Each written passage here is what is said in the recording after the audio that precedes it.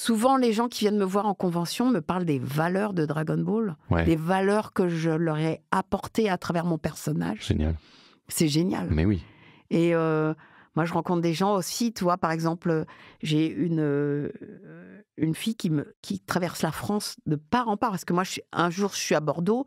Le lendemain, je suis à Lille. Le lendemain, je suis à Nice. Enfin, toi, c'est un truc de fou. Et cette fille est pratiquement partout où je vais. Et elle me laisse un petit message. Parce que pour elle, et c'est une fille qui travaille, qui est ingénieure haut de gamme, hein, tu vois.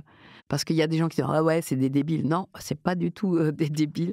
Mais c'est une fille, tu vois, elle était en Yougoslavie au moment de la guerre en D'accord. Yougoslavie. Ouais. Elle avait 10 ans. Et son papa est engagé dans l'armée parce qu'il est réquisitionné. Et du coup, on dit à sa maman, pars avec les filles. Sa maman s'en va avec les filles, elles arrivent en France. La petite est scolarisée, sauf qu'elle ne parle pas un mot de français. Et elle arrive dans la cour, elle ne comprend rien.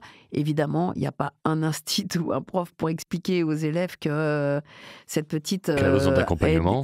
Ouais, voilà, on va être un peu solidaire, etc. Ça manque ça quand même à l'école.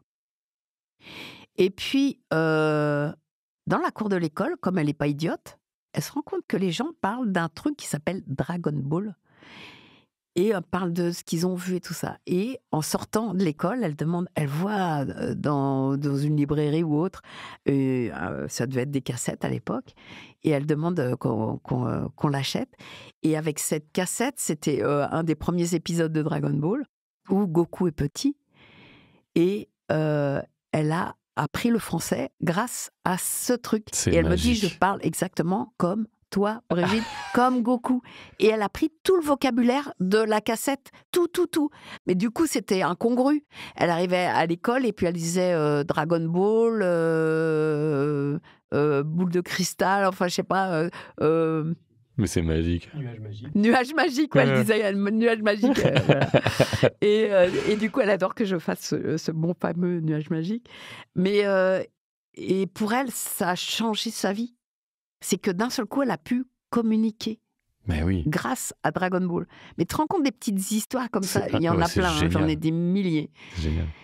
Mais c'est tellement beau, Ouais.